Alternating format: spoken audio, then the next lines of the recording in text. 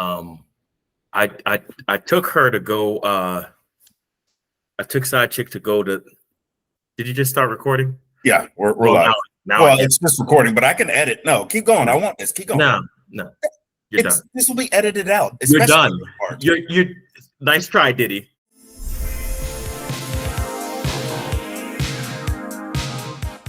All right, let's do it. All right. So we're gonna roll right into it. Welcome back, everybody.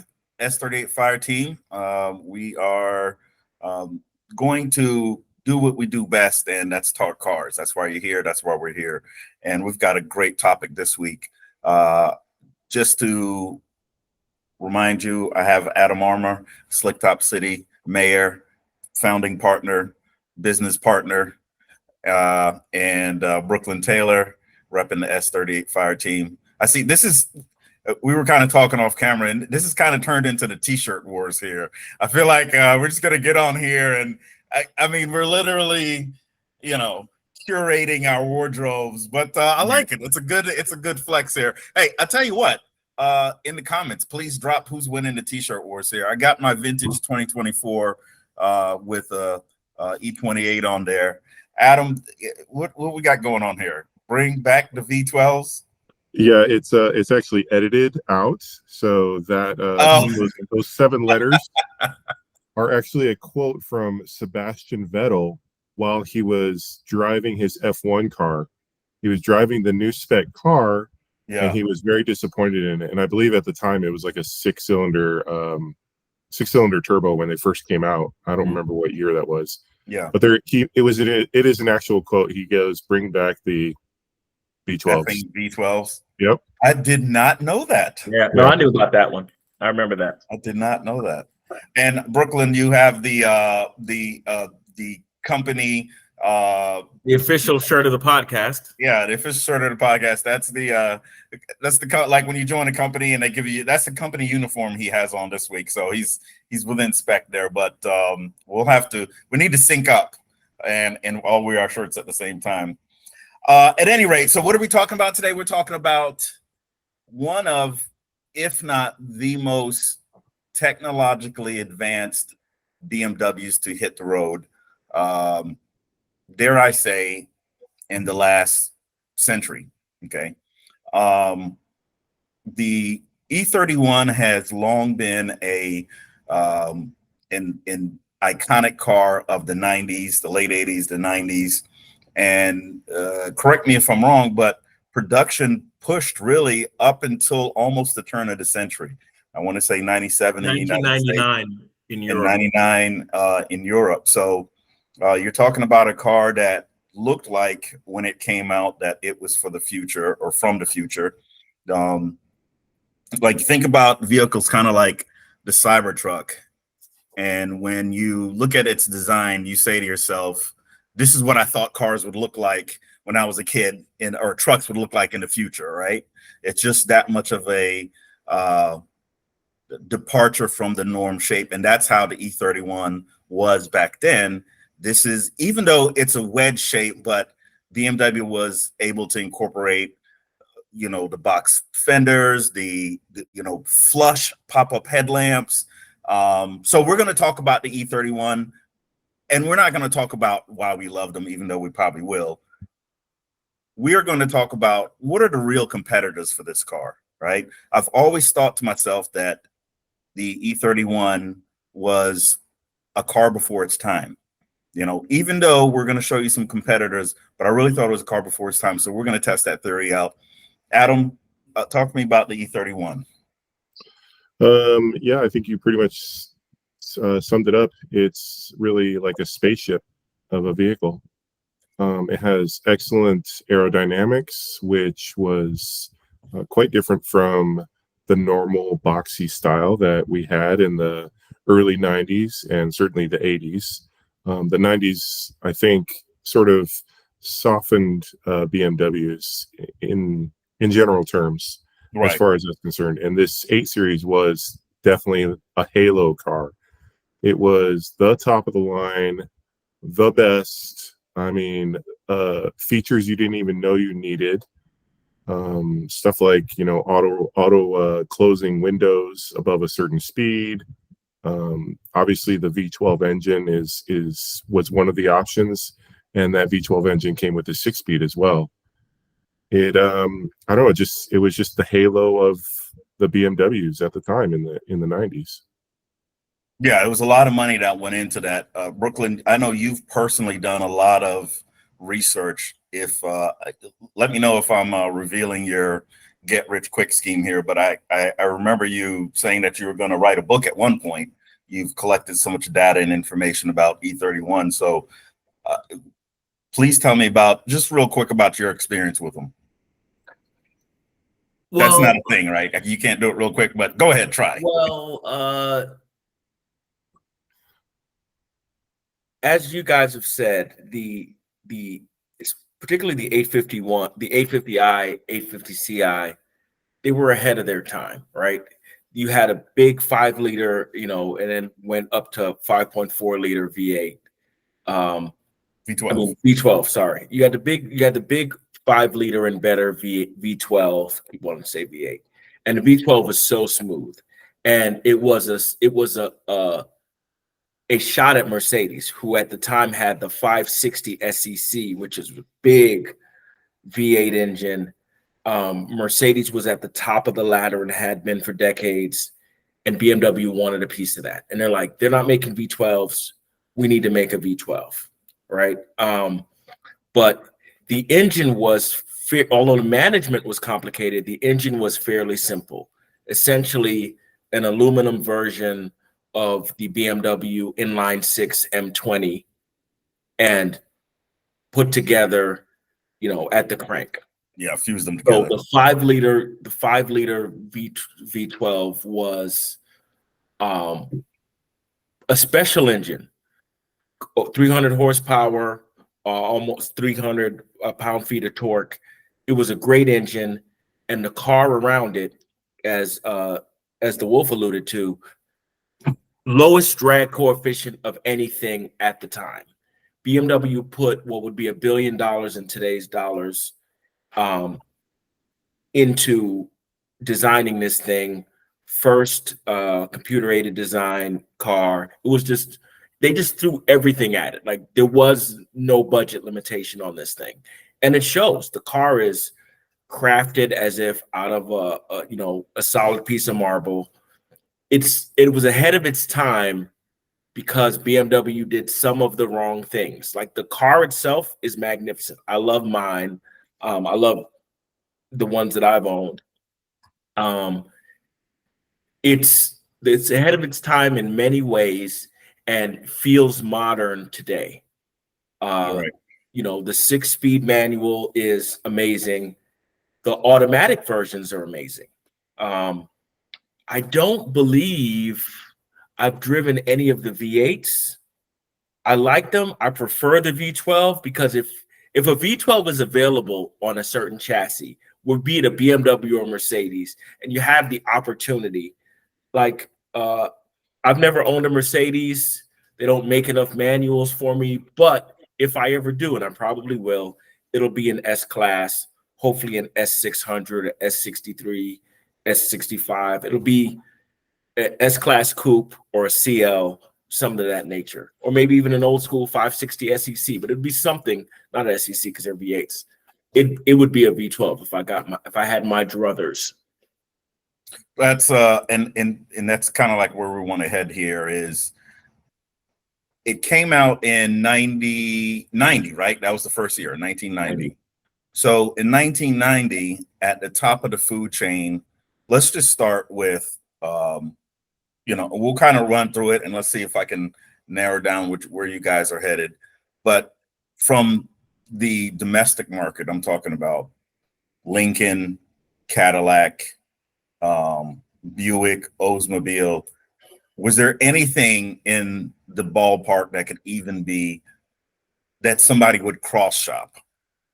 No. Next question. Buick Century owners are going to be like, no. They Cadillac, they had I want to say around 90, late 80s, early 90s, they had the Coupe de Ville, and went all front drive, and aside from the Cadillac Brougham, if you will, and it just wasn't in the same league, right? General Motors at that time was cross-dressing all their cars across all the brands, and it was completely diluted. So Lincoln did have the Mark 8. Let's see. Does the Mark 7. does the Viper count as maybe a cross shop? The Viper was not a Grand Tour. I mean, we all know that the E31, even the V8s were Grand Tours. Sure. Viper was more of a, using a car driver once said, a Dodge Viper is kind of like playing table tennis with a sledgehammer. That's about what it's like. Jay Leno, I was watching a thing earlier.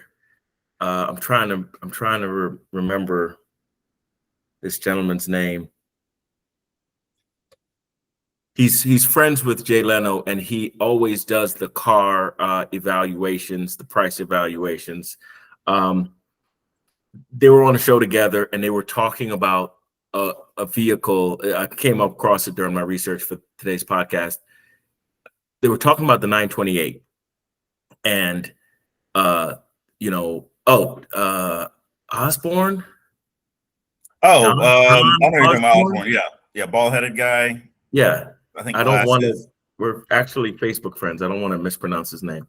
I want to call him Paul Osborne. But that's not it. So Mr. Osborne was talking to Jay, and they were in a museum looking at a 928 GTS, and they started with like the Risky Business 928 and all of the iterations that are making it, engine bigger and faster. And Jay was saying he never could like the 928 enough because it just couldn't do the job. Like if you even considered one, there was something else that would be better. And he actually said, why would I buy in 1990, whatever year they're talking about, why would I buy in 1994, why would I buy the 928 when the Viper exists and I could get 400 horsepower? Sure, it wouldn't be luxurious, but you could curb stomp anything on the road and you would have a hair on fire good time essentially anytime you got in it. Where the 928,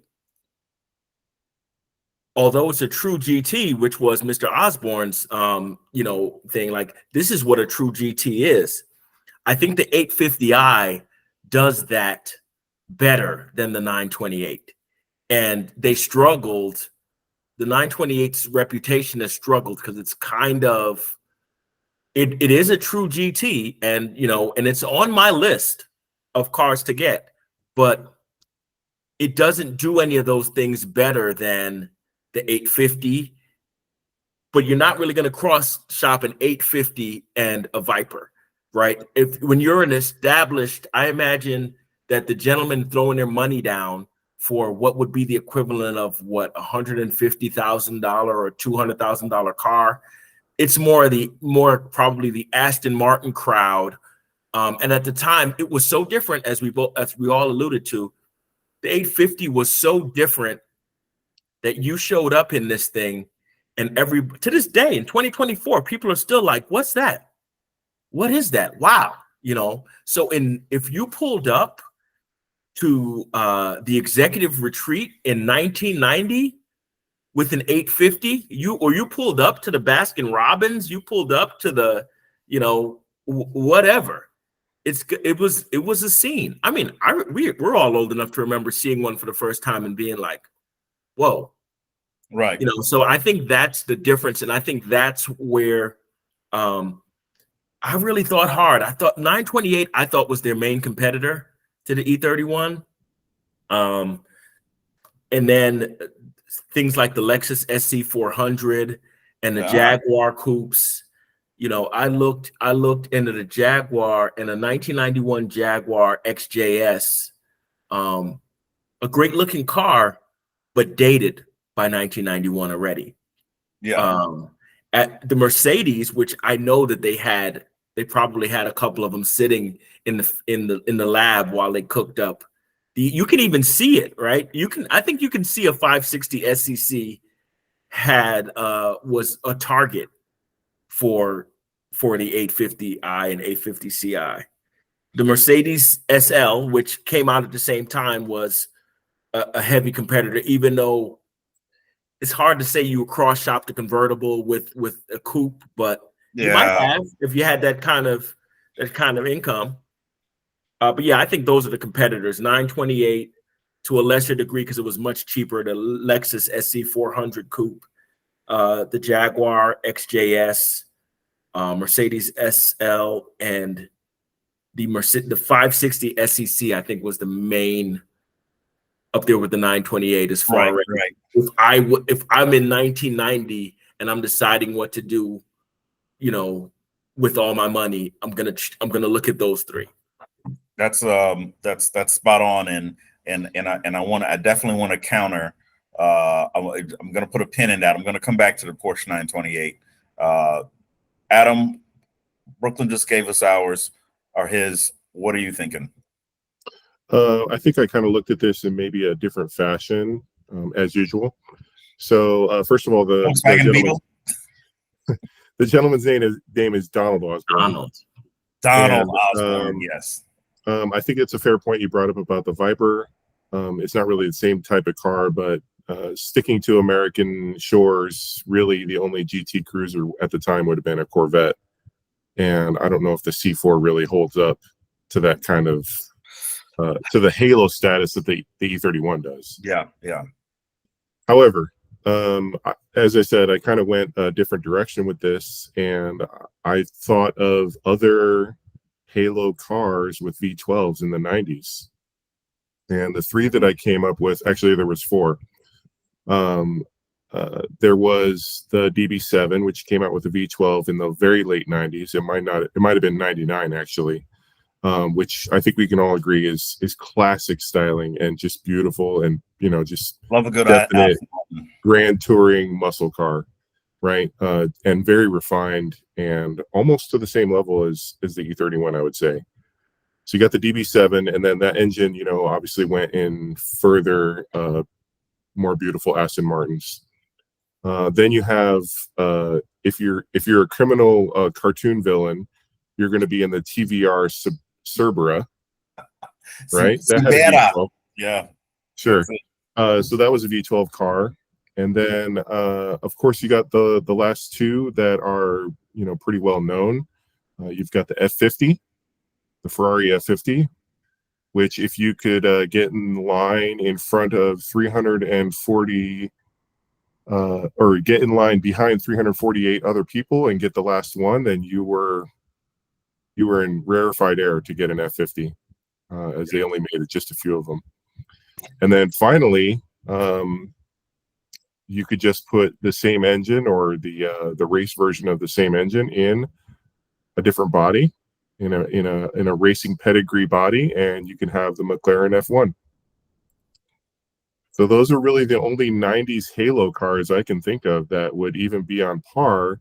Again, the McLaren F1 they only made just over 100 of those. So the E31, just specifically V12, I know they made thousands of them. I don't think it's 10,000 maybe, but they made thousands of them for sure.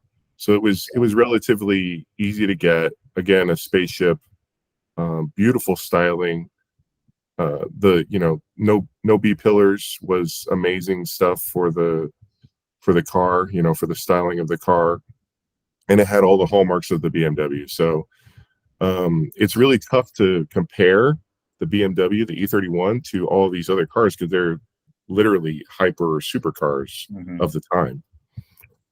But that's the closest I get, really, is those 3 or 4 examples are about as close as you're going to get. So I guess the DB7 would be the closest to what would be in the showroom for somebody to just go out and spend all their money on. Now the DB7, you said that it was initial production was until the late 90s, right? I think the V12 one was in the late 90s. Like Yes. 90s. Okay, yeah. And as far as beauty, I think we can agree that the Aston Martin is right there. I love a good Aston Martin to this day. I think they're beautiful cars. And that's a deep dive Gran Turismo reference there. TVR Sabera. I'll have one up on the screen, but those cars are phenomenal. Now they came with was it a V12? Did they have a V12? Yeah, they had a V12. Okay. They had a 6-cylinder one as well, and then they had a V12. But also very beautiful cars. So, but rolling It said back, pure evil. When I Googled it a while ago, the first article said pure. It was a picture of it. It said pure evil, and he'd said it was a cartoon villain car, and I was like, that's hilarious. yeah, no, it's the TVR is yeah, definitely bad guy car. But The just rolling back, DB7 went from 1994 up until 2003, which I didn't realize they had that kind of run. yeah. Beautiful So car. rolling Modern. back for sure. Rolling back though, where I really had my mind at was always the Porsche 928. Okay. If you think back to, let's just go back. Let's pretend like we're in 1990. And like in cities, there's always like that one boulevard, or I want to call it a strip, but that one road that all the dealers were on, right? It was just like, it was a car dealer row, right? Car dealers do that on purpose. So if you walk into one dealer, you don't find what you need, you can just roll over to the next one and look to see what you want. So I would always think of BMW and Porsche and Mercedes being on the same row. And, Toyota and Nissan did this. Hyundai molded a lot of what they did after Honda in the 80s. And they would do that. They would plop their dealership right next to Honda. And so if you have a BMW dealership and they have this, by all accounts, literally a spaceship sitting in there, and what else are you going to, when you drive down the road, your wife's going to be like, honey, there's Porsche. Why don't you stop in there and take a look? And you walk in there and what do you see? So the 928 really had more variances because it had a pretty long run. It had some really kind of, looking back on it, some vanilla models with just a really, we'll call it a weak V8. But towards the end in 95, I think was the last year, and they had the GTS, which was the most potent version of the 928.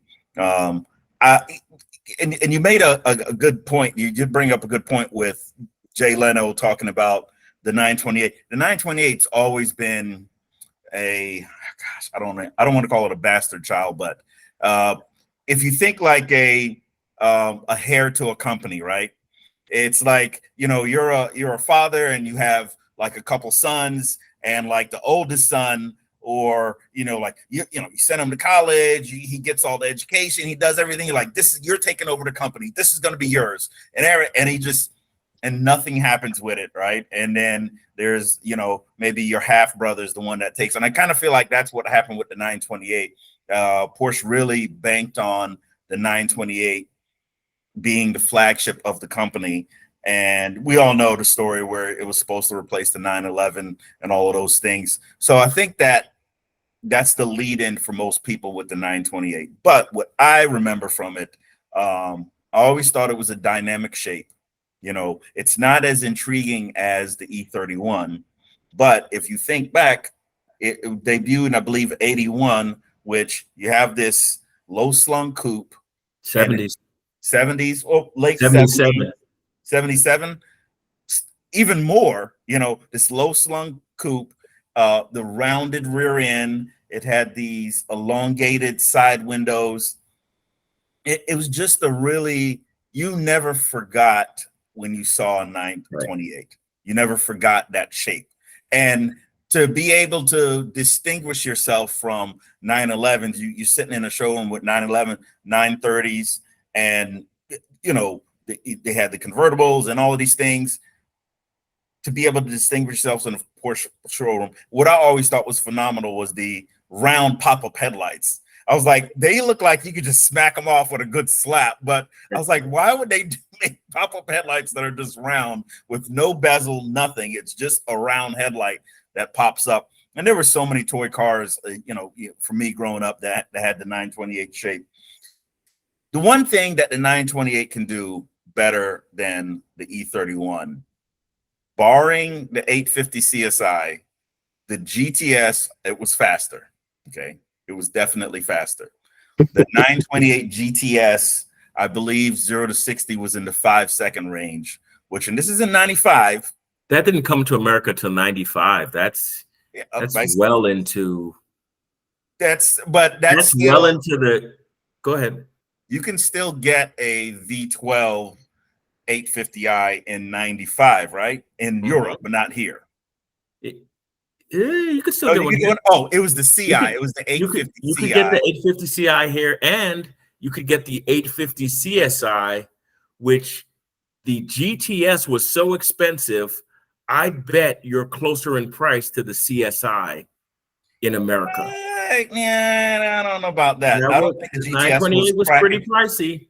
I don't think it was cracking 100. The 850 CSI was over $100,000 car, right? The CSI had to be over $100,000. New, yeah, it had to be. It had to be over $100,000. I'd have to check the MSRP in 94, 95. Yeah, we'll. But at that, when you're playing at that zone, I do believe people were cross shopping the GTS and the 850 CSI. Yeah, you had the GTS 928 GTS had more sporting. Yeah, more sporting pretensions than the CI did. I think as a Grand Tour, right? And I'm gonna get bashed for this, but I'm gonna say it. I'm gonna stand on this. I really believe that you guys know that I've talked about getting an E31 for a while. I'm actually torn, automatic or manual, and I'm gonna tell you why I say automatic. Right? It was a 5-speed automatic in the CI, and I think a 4-speed, or has always been 5-speed. It was 4-speed in the I and 5-speed in the CI. So I think that for a Grand Tour, you can, yes, it's a manual, just pound for pound better. But I remember this will always live with me.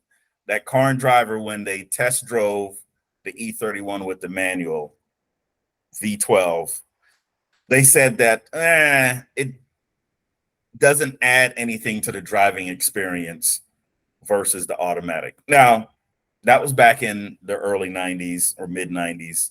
I can't, if I'm not going to turn down a manual, but I also will not turn down a perfect spec automatic.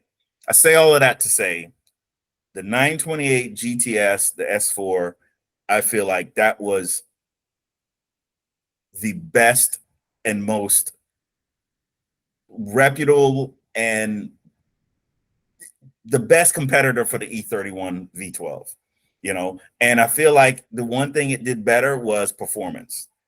It was a little bit faster with less cylinders and probably a little bit more engaging while still encompassing the grand touring aspect of a big coupe.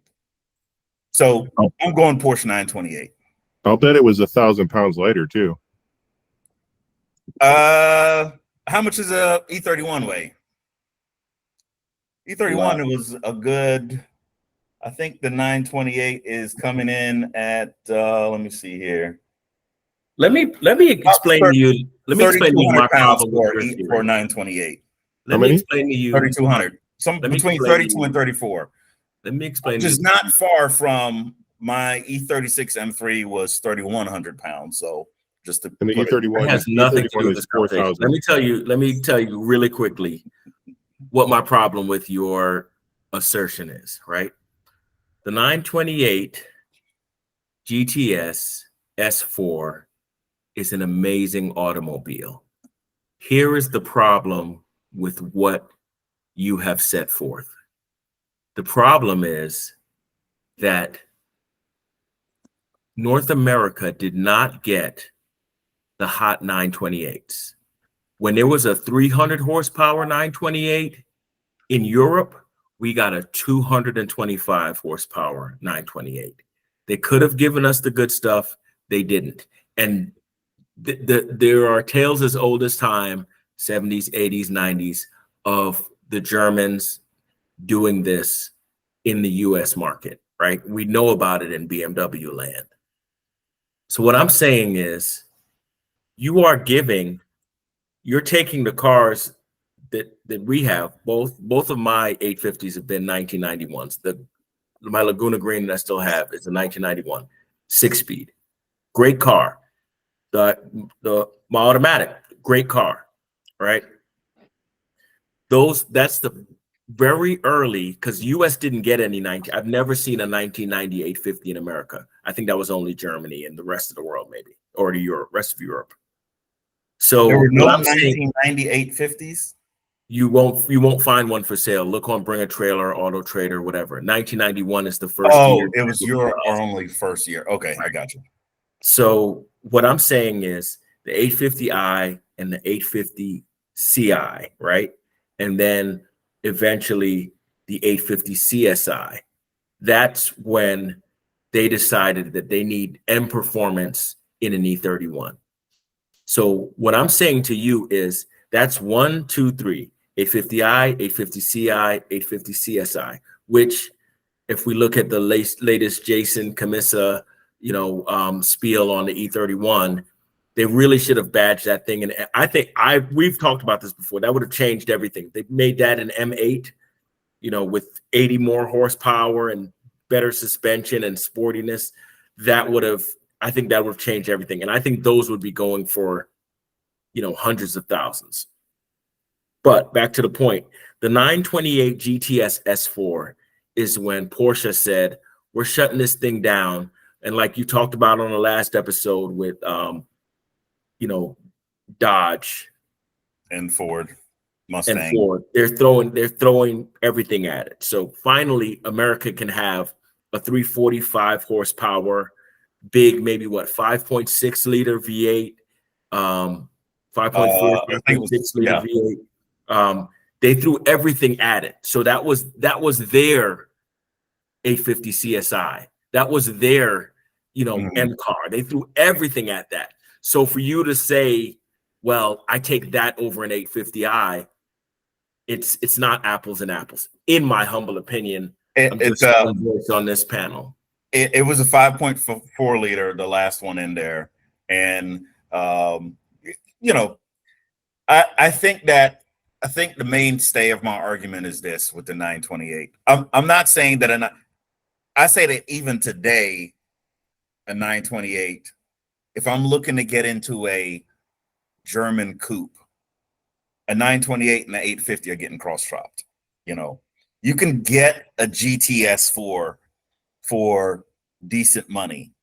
Okay, I have one more thing. Cross-shopped, right? You can't find a 928 GTS S4, which is the one that you picked earlier, because although they were amazing vehicles, I believe there were less than 400 of them that came to our shores. You can look that up. Somewhere between 330 and 400. GTS S4? No, yes, just the GTS. I'll have to look that up. And very few of them, and it would be amazing. I want that for you. I want you to have one, but it would be almost as hard. There's only 225 850 CSIs that got here.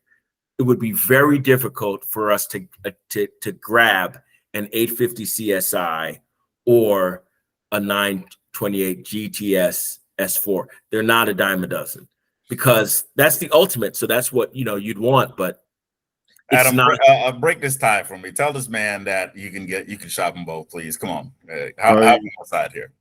I'm sorry, I have to completely disagree. I agree with Brooklyn. It's I think that I don't believe that the 928, as nice a car it is, and I mean you're definitely selling it. I really appreciate the details that you're bringing to light, and even the good press that it's gotten from major automotive commentators. You may know about the Jeremy Clarkson 928 story. Yeah, when they were testing them. So when they first came out, he drove one, and there's a very poignant story about him and going to see his dying father in a 928. Anyway, I say all that to say that even though the 928 was special, I don't believe that it holds the same halo as the BMW does, especially as far as accessibility. You know, I really believe that the E31 was very special and was actually accessible for, you know, obviously a very rich, but you know, just about anybody that wanted to get one. Whereas the 928 may have been a lot harder to get. And I mean, the performance is noted. It was, you know, between 800 to 1,000 pounds of difference. So I mean, that's always gonna, you know, weigh in. But I challenge you to, you know, put them side by side and compare them. You know, compare the you know, just the it factor of their physical presence. So I have to agree with Brooklyn. Sorry. Yeah, it's no, you've made some very good points, and I think that the 928, when you're for the dollars where you're getting into an 850, you could get into a 928. You'd obviously have to find your flavor. My E39 M5, excuse me, the guy I bought it from also had a 928 S4. And it was in mint condition, very, very, very nice condition. And he actually wanted me to, he offered to, you know, he wanted me to buy both. And I was like, listen, I don't know how much of a baller you think I am, but that's not, you know, that's not where I'm at. It was an automatic, but the one thing he did tell me was that very few of the S4s came in manual. It was very, very rare. So, you know, a lot of people want the manuals. And obviously, just like with any car, the manuals are worth a little bit more than the automatics. But he loved the car. You know, it's a very unique car. I think Doug DeMiro did a episode on it once, and I think it's a stunning shape. And what I will say, you're definitely right about this, Adam. It was not. I think that when you walked into a Porsche showroom in 1995, the car that's on the revolving turntable was not the 928.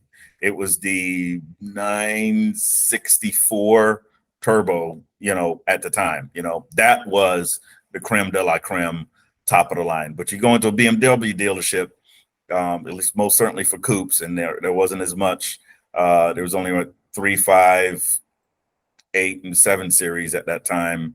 The 8 series is spinning with the lights and all that stuff. So I don't think you can lose. Right, I don't think you can lose if you're a Porsche guy and you want a Grand Tour. You might have your 911.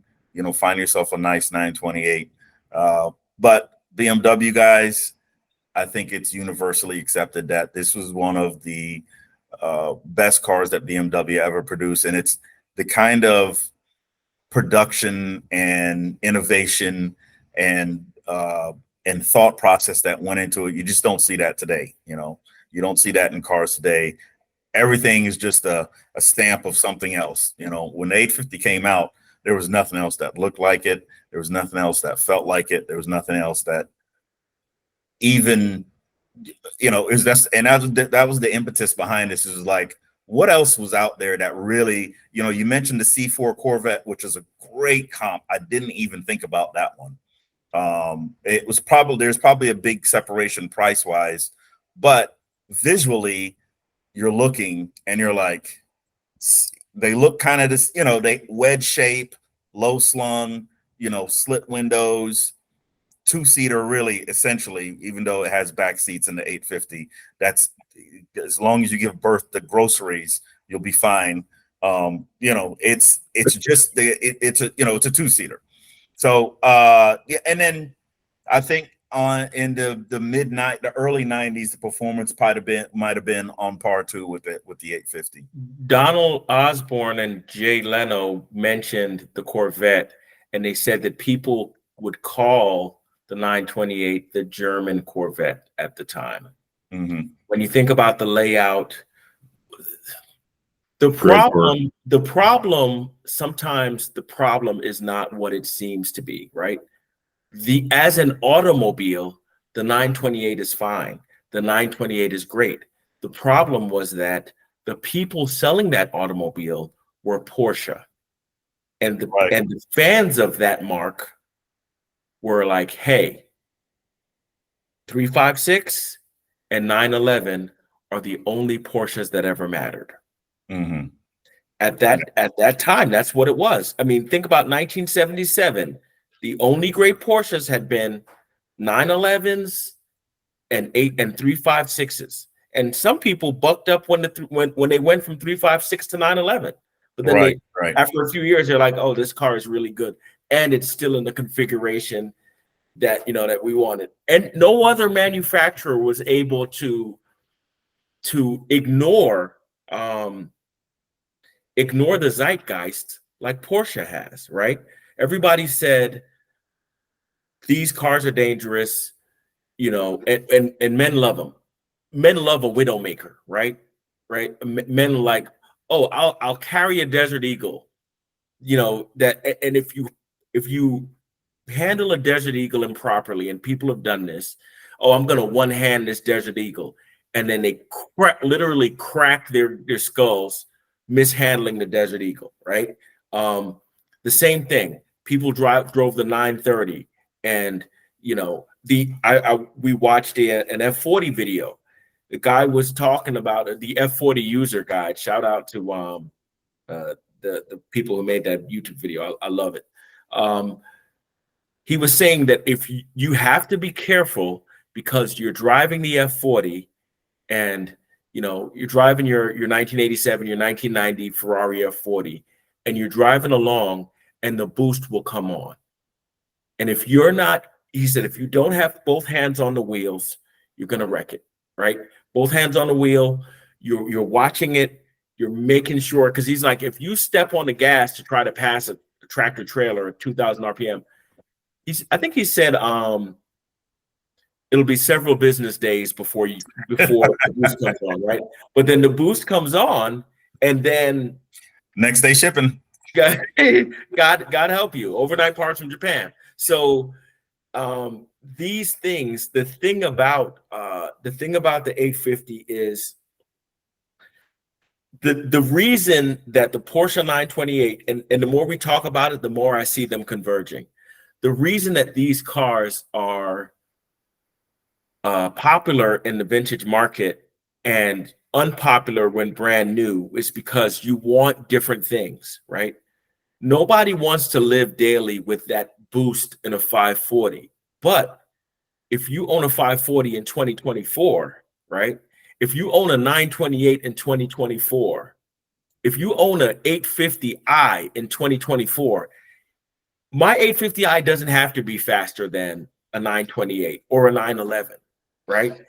For what I'm going to use it for, I've never in, when did I get this car? 2012, 2013. I've never had a time when I went to a gas station or where I left my house, where I left this block with that car, and it didn't get a bunch of attention, thumbs up, questions. You're going to answer questions while you're getting gas. And mine is in, Laguna Green. It's not, it's not in bright red like Dr. Tim's. It's, the white was a great color. They come in a lot of great colors. My point is, the people buying them now, they have a different mandate than the people buying them then, right? You were an executive, or you were some guy going from Paris to Munich. And those, I think it did the job really well in that time as a modern GT. But now as a classic, I think they're only going to continue to get more and more and more popular, because when you bring that thing to Cars and Coffee, when you bring that thing to the vintage, it's going to stand out. Well, this is where the 928 is going to stand out. 0 to 60 in 5.3 seconds. The 850 did it in 7.2 seconds. Hold on. Which 928? You can't tell me the Risky Business 928 did that. There was no 850 during that time. Hey, this is a year for year comparison. I'm talking about what year are you talking year. about? I'm talking about the 98? year of our Lord, 1992. Yeah, 92. What 92. 928? Answer my question, sir. What 928 are you talking about? The regular 928, the regular 1992 GTS, 928. Grand Touring Super Fast. I don't know what that's for. There was no GTS in America in 1992, dog. I'm literally reading the Car and Driver article. Okay. Yeah. Sure. I wouldn't lie to you, man. I wouldn't lie to you. Sure. You know, right there. So all right, let's see here. Now, Adam, you are right. The 850 weighs, it's probably significantly bigger. Let me get down to the stats so we can read them and weave here. And these are automatics too, by the way. But we're talking about 4-speed automatics. It is a good 400 pounds more, 430 pounds more. 0 to 60. Hold on. Cargo volume 6 feet, 11 feet. That's 6 feet cubed. 6 feet cubed and 11 feet cubed. That's interesting. The trunk. One says cargo and one says trunk. Oh, because it doesn't have a trunk. It's a hatchback. Exactly. So, you know, man, you're really digging deep to try to make this a better car. But again, they had different they had different. For my next trick, I bought one. I'm sitting in it right now. Right. No, I listen. I just thought that the 928 was a good comp. You know, Adam brought up some good ones. I don't know really where. Adam brought up some good ones. So the 17 cars that I mentioned weren't. You also brought up the Aston Martin. I thought the Aston Martin was a deep dive. The TVR was a deep dive. I brought up the Lexus SC400, the 928. The SC400 is a good one as well. That's a good one. But as you stated, and really, if you really want to talk about it, the SC400 could get its own episode because that was Lexus saying, "Look how good we can be." That was an amazing car. But I think that I would love one. Yeah, the Lexus was, and you could get. I think you could get the 3-liter straight 6 with a manual, but you couldn't get the SC400, the V8 with that's why I didn't mention the SC300. The engine was too small. Yeah. This is a big dog category, right? Yeah. The Mercedes, the SC, the SEC, the 560 SEC was, and we're not even talking because I'm not you and I don't make unfair comparisons. I'm not talking about the Hammer, you know.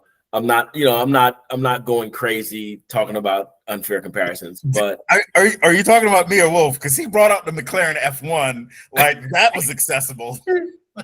the McLaren F1 and the F50 were you guys are McLaren both F1, F50, or Ford Escort. You just can't decide, you know. But no, it's I seen the where you brought that back together based off of Halo status, which is really, you know, that's the song of the 830 of the E31 is that it was really the Halo car, and it had it shared the same engine with the 750, but was so much more technologically advanced than even a car in its own that it was, you know, shared mechanicals with. So that was really phenomenal. I like a good C4 Corvette.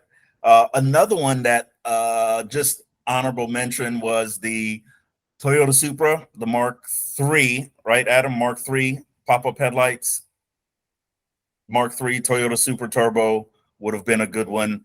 Not as many cylinders, only half as many cylinders, but it does have a hair dryer in there to make up for that. I think that was a good comp as well. You could squeeze in there. Yeah. Yeah, I love the seats in those. Right. Yeah, Seats they in have those. that. Yeah, nice seat in there. So, well, good stuff, gents. We're gonna wrap this up. Parting shots, Adam, take us away. The test mule for the E31 was a hacked together 6 Series. They shuttered the E24 6 Series in 1989. That's when they made the last of them.